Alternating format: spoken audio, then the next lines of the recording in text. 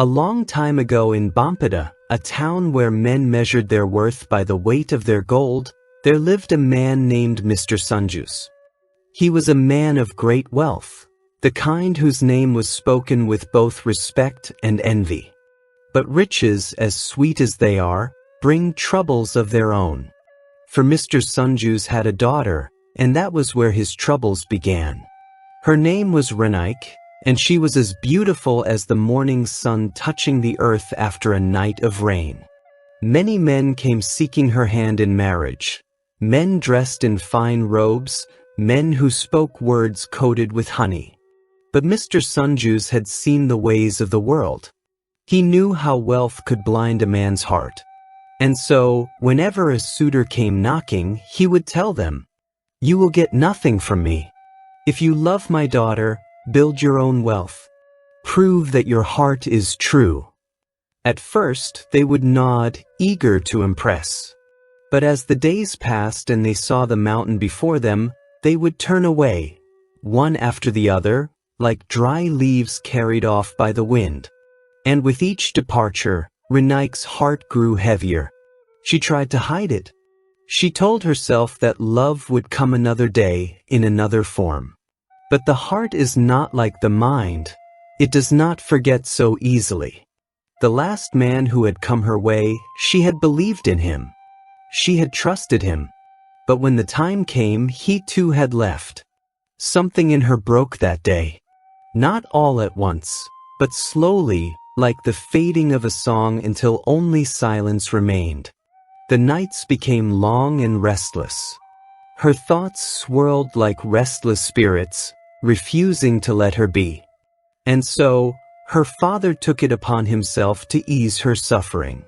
Every evening, when the world grew quiet, he would bring her medicine, small capsules that carried the promise of rest. He would time it carefully, ensuring she never missed a dose. But fate has a way of turning simple things into great stories. And so, one hot afternoon, something happened that would change their lives forever. It was the season when the air was thick with the scent of wet earth, when the river murmured songs of old, carrying secrets from the mountains to the sea. Mr. Sunjuice decided his daughter needed fresh air, something to lift the weight off her chest. And so, he took her to the riverside. They walked along the muddy banks, where reeds swayed in the breeze and dragonflies danced over the water's surface. Women washed their clothes, and children splashed in the shallows, their laughter ringing through the air. For a moment, Renike smiled.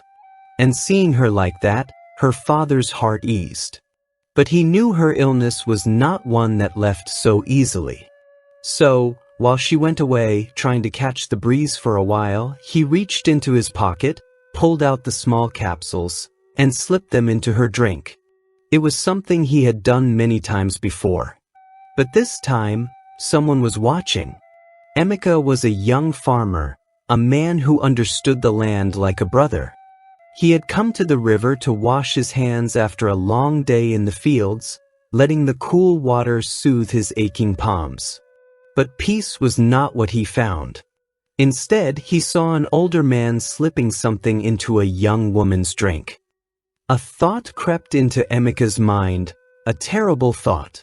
Is that poison? His heart pounded. He had heard such stories before, of men who silenced women with potions and deceit, of big men who decided fates without mercy. And so, before the girl could come take a sip, he acted. A sudden stumble, a splash, his hands, accidentally, struck the calabash, sending it tumbling onto the dry earth. Mr. Sunjuice frowned, his eyes sharp with suspicion.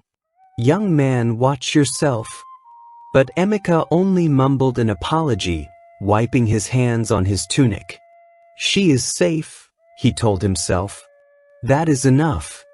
Yet something in his spirit did not let him rest. So, as the father and daughter left the riverside, he followed. Mr. Sunjuice's compound was simple yet elegant, a hut surrounded by a well-kept courtyard. Emeka stood outside, watching. He could leave now. Forget this girl, forget the danger. But something about her, the way she had looked at the world, the way sorrow clung to her like a shadow, told him that she needed help. And so he made his choice. Under the cover of darkness, he entered the compound quietly. He found Renaik sitting outside, the moon casting a silver glow around her. "Come," he whispered. "You don't have to stay here. I saw what he did. I know what kind of man he is. Let me help you escape." Renaik only frowned, confused. "Escape?" she repeated. "You think I am a prisoner?" She then led him around the courtyard, pointing to the things her old man had built with his own hands. The granaries filled with food, the small shed where he kept tools for the villagers to borrow. Before he could answer, she took his hand and led him around to another hut to show him another hut of riches. Covered by just a cloth, she unfurled it to the other side, and there Emika's breath caught in his throat. Stacks of gold, piles of coins, more wealth than he had ever seen in his life. His stomach twisted. "Oh, I see," he said bitterly. "This has all been a misunderstanding. You are actually a swindler." Renaik stepped back, her face shadowed with hurt. "That is not true." But before she could say more, footsteps echoed through the compound. They both froze in terror, and as the lantern in the man's hand came closer, there it revealed none other than Mr. Sunjus's towering presence. His eyes darkened. "Young man, you again?" he said coldly. "Shall I have you thrown out and dealt with like a thief?" Emika straightened, refusing to cower. But before he could speak, Renaik stepped forward. "Father, leave him alone. Please." And in those words, the world shifted. Emika turned sharply, staring at her. "Father!" The silence stretched, heavy with realization. The man he thought was an oppressor was her father. The drink he thought was poisoned was medicine. The sadness he thought was captivity was heartbreak. And suddenly, everything made sense. Mr. Sunjus sighed, rubbing his temples. "Take your medicine." But for the first time in a long time, she shook her head. "No, father. I don't need it anymore." A deep breath. A soft smile. "Because my heart has finally found rest." And as she looked at Emika, the truth became clear. She had just found the one man who would not leave. The man who would risk anything to save her. She had found love.